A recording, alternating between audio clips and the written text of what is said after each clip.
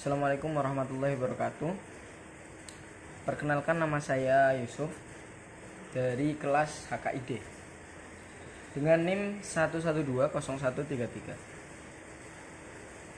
Saya di sini di depan layar HP ini, saya sedikit akan menerangkan atau menjelaskan hasil resumen dari makul sejarah peradilan pada masa Rasulullah, yaitu dengan tugas UTS atau ulangan tengah semester di semester ketiga.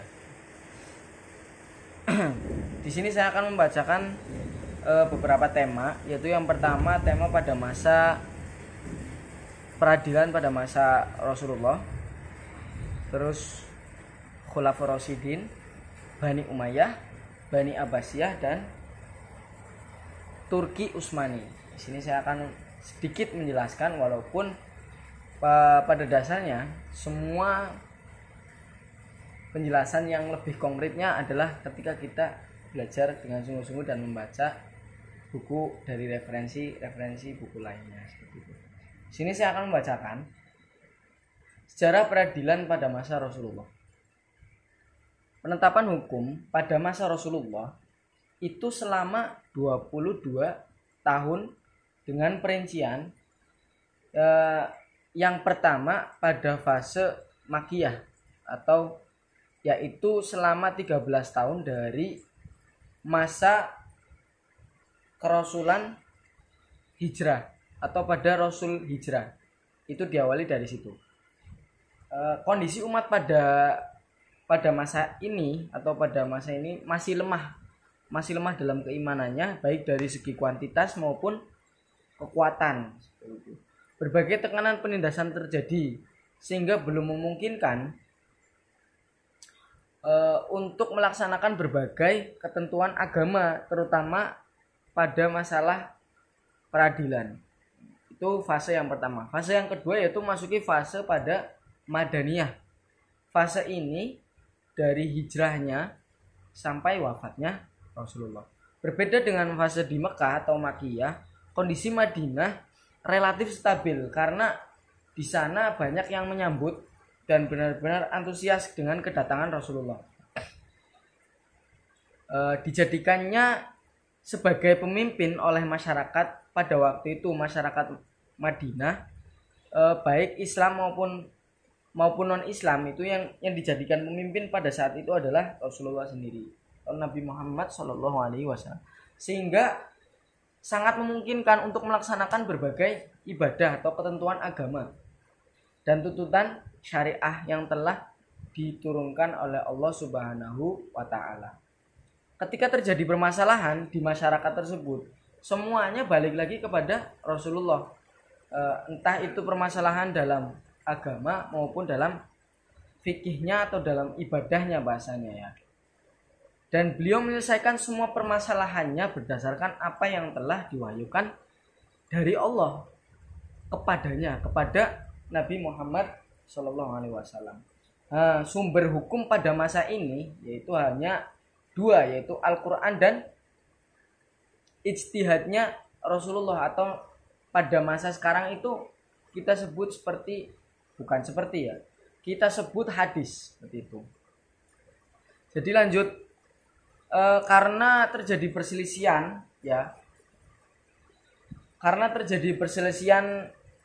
ada peristiwa di mana di situ terjadi perselisihan, ada pertanyaan atau permintaan fatwa, maka Allah Subhanahu wa Ta'ala menurunkan wahyu kepada Rasulullah seperti itu. Jadi penyelesaiannya antara permasalahan-permasalahan yang terjadi di masyarakat pada waktu itu, pada zaman Rasulullah, khususnya di daerah Madinah atau Madaniyah, itu memang langsung diselesaikan oleh Rasulullah karena Rasulullah masih sugeng atau masih hidup.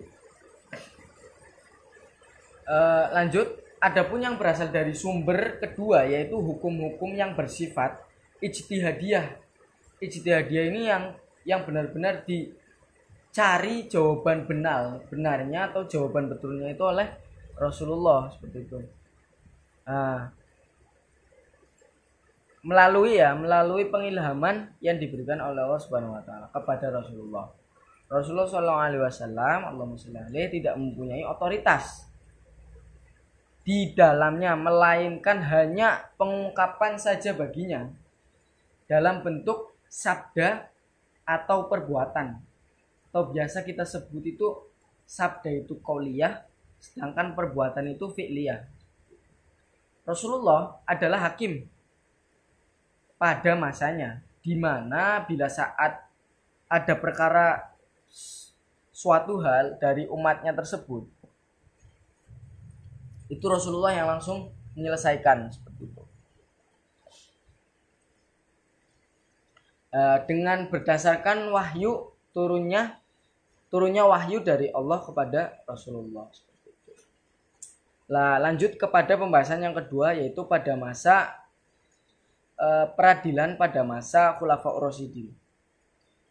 Pada masa Khulafaur Rasyidin, yang pertama menjadi Khulafaur Rasyidin adalah Abu Bakar As-Siddiq, atau biasa disebut oleh Rasulullah adalah Sayyidina Abu Bakar Siddiq. Kenapa mendapatkan julukan As-Siddiq? Ya karena Abu Bakar adalah orang pertama yang percaya secara mutlak kepada Rasulullah ketika Rasulullah itu bahasanya setelah Isra Mi'raj. Beliau adalah orang yang pertama dan diangkatnya sebagai nabi, dan beliau adalah orang yang pertama mempercayai Rasulullah. Dalam kepemimpinannya, pemerintahan Abu Bakar hanya bertahan selama 2 tahun. Dan kondisi peradilan pada masa itu masih sama dengan keadaan peradilan, relatif sama dengan keadaan pada masa dulu, pada masa zamannya Rasulullah masih hidup. Karena beliau disibukkan dengan peperangan dan pada saat itu kekuasaan Islam belum meluas. Memang benar-benar sangat dipikirkan oleh Abu Bakar As-Siddiq, karena sepeninggal Rasulullah itu semuanya benar-benar kaget dan benar-benar merasakan kehilangan yang benar-benar kehilangan.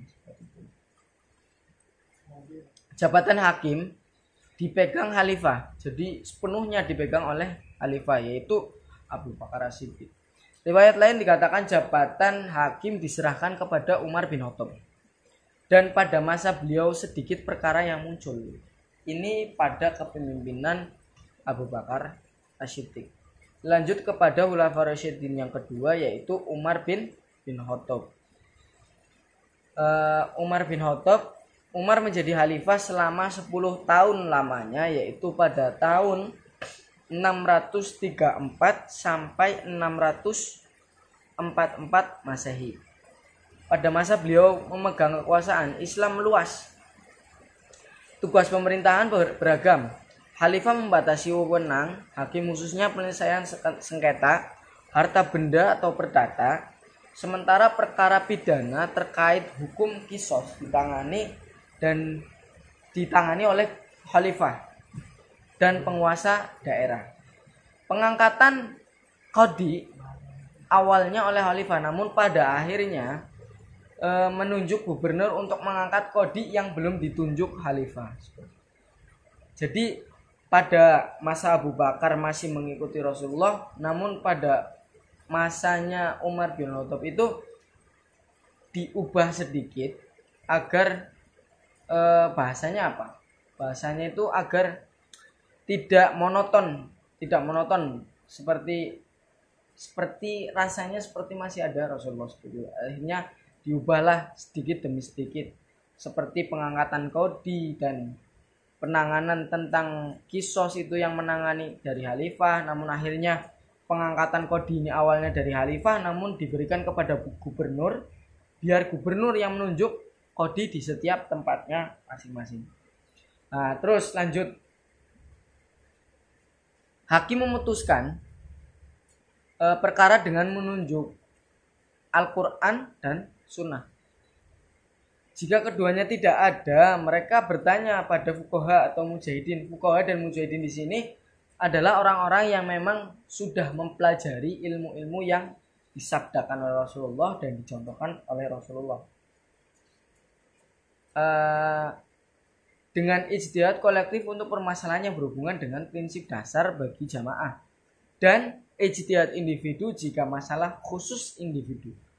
Pada masa ini, pengadilan atau peradilan Hizbah secara formal sudah ada, dan mulai didirikannya Risalatul Qadha berisi prinsip atau pedoman beracara bagi hakim, dikirimkan ke hakim daerah. Setelah Khalifah Umar bin Khattab wafat, digantikan oleh Utsman bin Affan. Mungkin itu karakteristik ya, susah sekali ya bicara karakteristik ya. Sekarang beralih kepada Khalifah Utsman bin Affan. Mungkin ada beberapa poin, ada 3 poin kira-kira. Pada Utsman bin Affan, peradilan dilaksanakan pada sebuah gedung. Ini sudah mulai tersistematis lah bahasanya. Melanjutkan perjuangan dari Umar bin Khattab yang sudah menunjuk hakim dan menjadikan kodi di perwilayah dibagi oleh gubernur. Lalu Khalifah mengikuti langkah Umar bin Khattab ya kan, dalam pemilihan kodi dan bersandar pada Al-Quran dan Sunnah, serta musyawarah dengan sahabat dalam menentukan suatu hukum. Pada masa Khalifah Utsman ini ya, terjadi perselisihan karena terbunuhnya Utsman bin Affan ini dan Khalifah Ali bin Abi Thalib dituduh sebagai pembunuh Utsman. Maksud tidak. Jadi pada masa Khalifah Utsman ini terjadi perselisihan karena terbunuhnya Utsman, dan Khalifah Ali bin Abi Thalib dituduh sebagai pembunuh. Setelah Utsman bin Affan wafat, yaitu ya sebelumnya itu tadi pembahasan tentang Ali difitnah membunuh Utsman bin Affan, dan yang memfitnah adalah istri dari Rasulullah yaitu Siti Aisyah, yang akhirnya perangnya disebut dengan Perang Jamal. Ya seperti itulah ceritanya. Namun di sini kita akan membahas tentang kepemimpinannya atau sejarah peradilannya pada masa Rasulullah ataupun pasca setelah Rasulullah meninggal atau wafat. Setelah Utsman bin Affan wafat, pemerintahan digantikan oleh Ali bin Abi Thalib. Ali bin Abi Thalib termasuk orang yang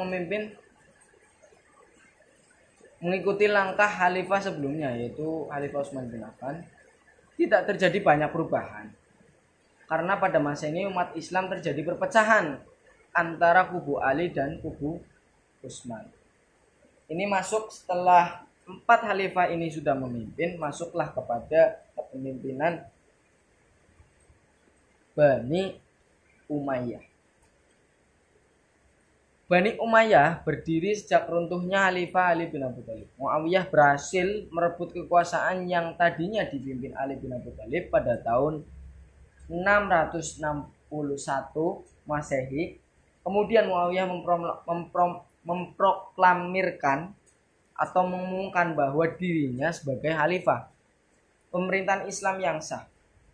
Sistem pemerintahan khalifah pun dirubah, yang semula dengan cara demokrasi diganti dengan sistem turun-temurun atau monarki. Dalam Islam dikenal sebagai Daulah Islamiyah, yang berarti kekuasaan Islam yang berciri khas kedinastian atau asobiyah. Daulah Bani Umayyah yang lahir dikelilingi oleh musuh-musuhnya dari berbagai golongan elemen, maka kebijakan politiknya ini menggunakan pendekatan keamanan militer agar kuasanya menjadi korban dan berwibawa. Untuk sistem peradilannya, khalifah sendiri atau khalifah Bani Umayyah ini sendiri yang mengangkat kodi yang ditugaskan di ibu kota. Jadi yang tadinya memang benar-benar dari gubernur yang menunjuk kodi, ini benar-benar dari Bani Umayyah itu sendiri. Jadi yang mengatur memang dari Bani Umayyah tersebut. Lalu yang kedua, Kodi bekerja tanpa pengawasan dan masing-masing berdiri sendiri. Kodi dibatasi, wewenangnya hanya memutuskan perkara dalam urusan khusus. Nah, yang keempat, yang dijadikan kodi seorang mujtahid. Sehingga tidak ada hakim yang memegang suatu pendapat tertentu. Jadi keputusan tersebut benar-benar hasil mufakat mujtahid. Yang kelima, belum dikenal adanya pencatatan dalam pengadilan. Artinya hukum yang belum tertulis, maka apabila ada perkara, ya cuma timbul perkara dan langsung diselesaikan menurut dengan mujtahid. Dan yang keempat, itu kan tadi ada 3 poin. Yang keempat ini pada masa peradilan pada masa Bani Abbasiyah. Pada masa Bani Abbasiyah, itu yang keempat atau poin yang terakhir, pada masa Bani Abbasiyah.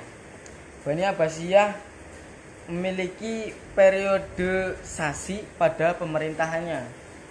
Jadi ada Abbasiyah 1, Abbasiyah 2, Abbasiyah 3, dan Abbasiyah 4. Abbasiyah yang pertama, lahirnya Daulah Abbasiyah pada tahun 132 Hijriah atau 750 Masehi sampai wafatnya Khalifah Al-Watsiq pada 232 Hijriah atau 847. Itu pada Abbasiyah yang pertama. Abbasiyah yang kedua dimulai Khalifah Al-Mutawakkil sampai berdirinya Daulah Buwayyah ya, maksudnya Buwayyah di Baghdad. Itu Abbasiyah kedua. Abbasiyah yang ketiga dimulainya berdirinya Daulah Buwayyah di Baghdad sampai kaum Seljuk di Baghdad. Itu Abbasiyah yang ketiga. Dan ini penjelasan tentang peradilan pada masa Abbasiyah ini agak kurang luas karena saya kurang membaca dengan detail. Jadi saya akan membacakan sedikit dimulainya dan siapa yang mendirikan seperti itu. Pada Abbasiyah yang keempat, yaitu dari masuknya kaum Seljuk ke Baghdad sampai jatuhnya Baghdad ke tangan bangsa Mongol, yaitu bangsa Mongol yang dipimpin oleh Hulagu Khan. Hulagu Khan ini memang benar-benar sosok pemimpin bangsa Mongol yang sangat keras, kejam, dan memang tidak tanggung-tanggung dalam melawan musuhnya, khususnya ya Bani Abbasiyah ini yang diserang seperti itu. Ya mungkin itu pembahasan dari Bani Abbasiyah. Lalu berlanjut kepada poin terakhir atau pada poin Turki Utsmani. Peradilan pada masa Turki Utsmani terdapat 3 fase, yaitu yang pertama fase sebelum masa Tanzimat, lalu masa Tanzimat, lalu setelah masa Tanzimat. Pada masa ini hukum yang dipakai pada sebelum masa Tanzimat, hukum yang dipakai hukum fikih, hukum yang dipakai adalah hukum fikih, hukum sultan dan hukum konun. Hukum kanun berkembang dengan baik di kerajaan Utsmani. Puncak perkembangannya terjadi pada masa pemerintahan Khalifah Sulaiman I pada tahun 1520 Masehi sampai 1566 Masehi. Banyak konun yang dihasilkan dalam rentan waktu 42 tahun tersebut, sehingga khalifahnya sendiri Sulaiman I sampai diberi gelar Sulaiman Al-Qanun. Nah, yang kedua, masa Tanzimat. Pada masa Tanzimat terjadi gerakan pembaharuan di Turki Utsmani yang diperkenalkan dalam sistem birokrasi dan pemerintahan yang melingkupi bidang hukum, administrasi, pendidikan, keuangan, perdagangan, dan lain sebagainya. Pelopor pembaruan ini yakni Sultan Mahmud ke-11 pada abad ke-19. Latar belakangnya munculnya Tanzimat ini kira-kira ada 3 latar belakang. Yang pertama, Eropa mendesak kerajaan Turki Utsmani untuk mengayomi kaum Zimmi. Terus kaum Zimmi itu ya kaum kafir yang tidak memusuhi kita dan tidak wajib untuk diperangi karena mereka tidak memusuhi kita dan hidup bersampingan seperti itu. Kaum Zimmi tersebut yang berada di wilayah kekuasaan Utsmani. Itu poin yang pertama, kenapa pelopor pembaruan ini atau pada masa Sultan Mahmud ke-11 pada abad ke-19 ini ada. Itu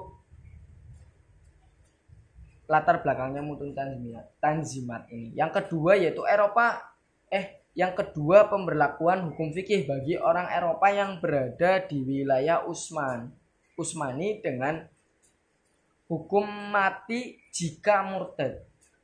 Itu yang kedua.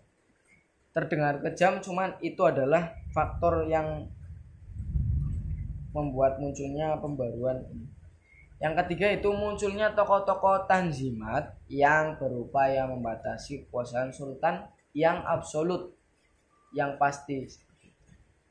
Setelah masa Tanzimat, ini poin yang terakhir pada pembahasan Turki Utsmani. Lalu lanjut, setelah masa Tanzimat, masa ini berlangsung pada tahun 1839 sampai 1924 Masehi. Pada masa ini peradilan Islam mengalami perubahan yang cukup berarti. Masa kehidupan sosial menjadi chaos lah, bahasanya chaos. Konun dan hukum tidak lagi berwibawa di mata sultan dan para pembesar. Kondisi diperparah pula oleh semakin jauhnya relasi keadilan dan semakin minimnya perhatian terhadap kepentingan rakyat. Akhirnya pendukung Tanzimat berhasil menetapkan piagam Gulhane pada tahun 1839. Pada tahun 1856 diumumkan pula piagam baru yang bernama Piagam Humayun. Seperti itu. Mungkin cukup sekian penjelasan dari saya. Dengan nama Yusuf, NIM 1120133, Makul SPI, UTS Makul SPI di semester ketiga. Mungkin cukup sekian dari saya. Assalamualaikum warahmatullahi wabarakatuh.